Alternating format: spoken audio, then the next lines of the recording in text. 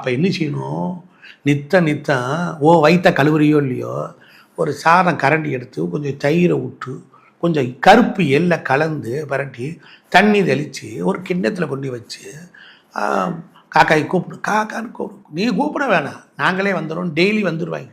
அவங்களாம் சாப்பிட்டுட்டு அவங்க பாஷையில் போய் கேக்கவா கக்கான்னு கத்துவாங்க, நமக்கு புரியாது. அப்போ இவனுக்கு ஏற்றி விட்டுலாமா, இவன் பாவத்தை போக்கிடலாமான்னு புரியுது.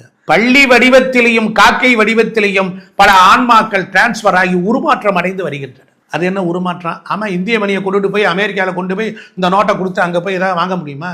அவன் நாட்டு கரன்சியாக கன்வெர்ட் ஆகுது இல்லை? அது மாதிரி தான் மேலுலகவாசிகள் மேலேருந்து வர்றதுக்கு 2 உயிரை வச்சிருக்கான்.